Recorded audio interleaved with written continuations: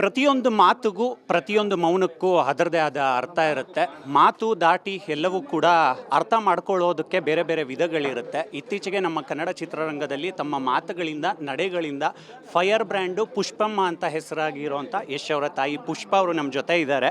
ಒಂದು ಹೊಸ ದಾರಿಯಲ್ಲಿ ಇದ್ದಾರೆ. ಇವತ್ತು ಅನುಷ್ಕಾ ಶೆಟ್ಟಿ ಅವ್ರಿಗೆ ವಿತರಣೆ ಮಾಡ್ತಾ ಇದ್ದೀರಾ ಮೇಡಮ್. ಪತ್ರಕರ್ತರ ಸುಮಾರು ಪ್ರಶ್ನೆಗಳು ಬಂತು. ಅಂದರೆ ಕನ್ನಡದಲ್ಲಿ ಯಾಕೆ ರಿಲೀಸ್ ಮಾಡ್ತಾ ಇಲ್ಲ, ತೆಲುಗಲ್ಲಿ ಬರ್ತಾ ಇದೆ ಅಂತ. ಎಲ್ಲೋ ಒಂದು ಕಡೆ ಕನ್ನಡ ಪ್ರೀತಿ ಮರೆತು ಬಿಟ್ರಿ ಅಂತ ಒಂದು ಬಂತು ಆ್ಯಂಗಲ್ಲು.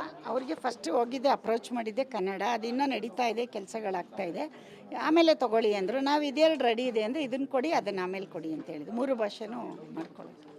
ಮೇಡಮ್, ನಿರ್ಮಾಣ ಮಾಡಿದ್ರಿ ಕೊತ್ತಲವಾಡಿ, ಈಗ ವಿತರಣೆಗೆ ಬಂದಿದ್ದೀರಾ. ಯಾವೆಲ್ಲ ಚೇಂಜಸ್ಗಳನ್ನ ನೋಡ್ತಾ ಇದ್ದೀರಾ ಈ ಸಂದರ್ಭದಲ್ಲಿ?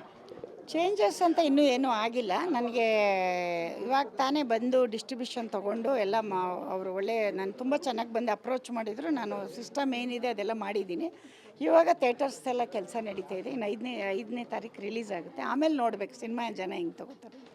ಮೇಡಮ್, ನಾನು ಪ್ರಾರಂಭದಲ್ಲೇ ಹೇಳಿದೆ ಟೀಕೆಗಳನ್ನು ಹೇಗೆ ಫೇಸ್ ಮಾಡ್ತಾ ಇದ್ದೀರಾ ಅಂತ. ನಿಮ್ಮ ಮಾತುಗಳನ್ನ ಒಂದು ವರ್ಗ ಇಷ್ಟಪಡುತ್ತೆ, ಒಂದು ವರ್ಗ ಟೀಕೆಗಳು ಮಾಡುತ್ತೆ, ಕ್ರಿಟಿಸಿಸಮ್ ಮಾಡುತ್ತೆ. ಅದನ್ನು ಹೇಗೆ ನೋಡ್ತೀರಾ ನೀವು? ಅಲ್ಲ, ಅವರು ಹೆಂಗೆ ಬೇಕಾದರೂ ಮಾತಾಡಲಿರಿ, ನಾನು ಅದನ್ನು ಒಳಗೆ ತಗೊಳ್ಳಲ್ಲ. ನನಗೆ ಅದಕ್ಕೆ ಕಿವಿ ಕೊಡೋಕೆ ಅಷ್ಟೊಂದು ಟೈಮ್ ಇಲ್ಲ. ನನಗೇನು ಅನಿಸುತ್ತೆ, ನನಗೆ ಮನಸ್ಸಲ್ಲಿರೋದು ನಾನು ಹೇಳ್ತೀನಿ. ಹಂಗಂದ್ಬಿಟ್ಟು ನಾನು ಅದಕ್ಕೆ ನಯವಾಗಿ ಮಾತಾಡೋಕ್ಕೆ ನಂಗೆ ಬರಲ್ಲ ಅಂತ ಮೊದಲೇ ಹೇಳಿದ್ದೀನಿ. ನನಗೇನು ಅನಿಸುತ್ತೆ ಅದು ಹೇಳಿದ್ದೀನಿ.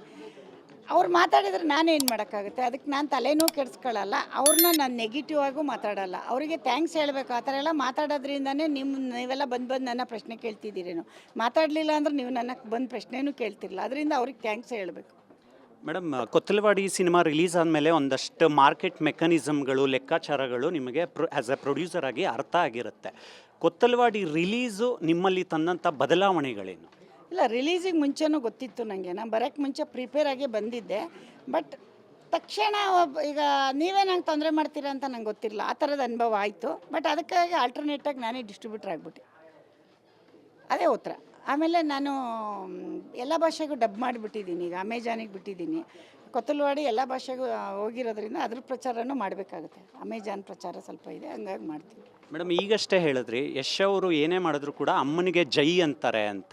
ಆದರೆ ಕೊತ್ತಲವಾಡಿ ರಿಲೀಸ್ ಆದಂಥ ಸಂದರ್ಭದಲ್ಲಿ ಸುಮಾರು ಜನ ಯಶ್ ಅವರ ಅಭಿಮಾನಿಗಳು ಹೇಳಿದ್ರು, ಅಂದರೆ ಯಶ್ ಅವರು ಒಂದು ಪೋಸ್ಟ್ ಆದರೂ ಹಾಕೋಬೇಕಾಗಿತ್ತು ಕೊತ್ತಲವಾಡಿ ಬಗ್ಗೆ ಅಂತ. ನನ್ನ ಕೇಳಬಾರ್ದು ನೀವು, ಅವ್ರು ಕೇಳಿ. ಸಿಗ್ತಾರಲ್ಲ, ಈಗ ಬರ್ತಾರಲ್ಲ, ಅವಾಗ ಯಾಕೆ ಸರ್ ನಮ್ಮ ಮಮ್ಮಿಗೆ ಹಿಂಗೆ ಹಾಕಿಲ್ಲ ಅಂತ ಅವ್ರನ್ನ ಕೇಳಿ, ಅವ್ರು ಹೇಳ್ತಾರೆ ಆನ್ಸರ್. ನಿಮ್ಗೆ ನನ್ನ ಕೇಳೋ ಪ್ರಶ್ನೆ ಅಲ್ಲ ಇದು, ಅವ್ರು ಕೇಳೋ ಪ್ರಶ್ನೆ. ಕೊನೆಯದಾಗಿ, ಈಗ ಸೆಪ್ಟೆಂಬರ್ 5ನೇ ತಾರೀಕು ಸಿನಿಮಾ ರಿಲೀಸ್ ಆಗ್ತಾ ಇದೆ. ನೀವು ಬಹಳ ಕಾನ್ಫಿಡೆಂಟಾಗಿ ಇದ್ದೀರಾ ಆ್ಯಸ್ ಅ ಡಿಸ್ಟ್ರಿಬ್ಯೂಟರ್ ಆಗಿ. ಪ್ರಸ್ತುತ ಸಿನಿಮಾ ರಂಗದ ಚೌಕಟ್ಟುಗಳನ್ನ ಹೇಗೆ ಅರ್ಥ ಮಾಡ್ಕೊಳ್ತಾ ಇದ್ದೀರಾ ಈ ಟೈಮಲ್ಲಿ? ಒಂದು ಕೆಲಸಕ್ಕೆ ಇಳಿದ ಮೇಲೆ ನೀವು ಹಂಗೆ ಇರಬೇಕು. ಕಾನ್ಫಿಡೆಂಟಾಗಿದ್ರೇ ಮಾಡೋಕ್ಕಾಗೋದು. ಬಂದ್ಬಿಟ್ಟು ಭಯ ಪಟ್ಕೊಂಡು ನಡ್ಕೊಂಡು ನಿಂತ್ಕೊಳ್ಳೋಕ್ಕಾಗಲ್ಲ. ಈಗ ಒಂದು ಯಾವುದೇ ಕೆಲಸಕ್ಕೆ ಹೋದಾಗ ಅದಿದ್ರೇ ಎಲ್ಲ ಸಾಧನೆ ಮಾಡೋಕ್ಕಾಗೋದು. ಗೆಲುವು ಸೋಲು ಆಮೇಲೆ. ದುಡ್ಡು ಬರೋದು, ದುಡ್ಡು ಹೋಗೋದು ಅದು ಆಮೇಲೆ. ದುಡ್ಡು ಬಂದರೆ ನಾವೇ ನಿಮಗೆ ಕೊಡಲ್ಲ, ನಾವೇ ಇಟ್ಕೋತೀವಿ. ಹಂಗಾಗಿ ಅದು ಸಹಜ ಸರ್, ಇರಲೇಬೇಕು ಅದು. ಇವಿಷ್ಟು ಯಶ್ ಅವರ ತಾಯಿ ಪುಷ್ಪಮ್ಮ ಅವರ ಮಾತುಗಳು. ಕ್ಯಾಮ್ರಾ ಪರ್ಸನ್ ಧನುಷ್ ಜೊತೆ ಮಾವಳಿ ಕಾರ್ತಿಕ್, ಕರ್ನಾಟಕ ನ್ಯೂಸ್ ಬೀಟ್.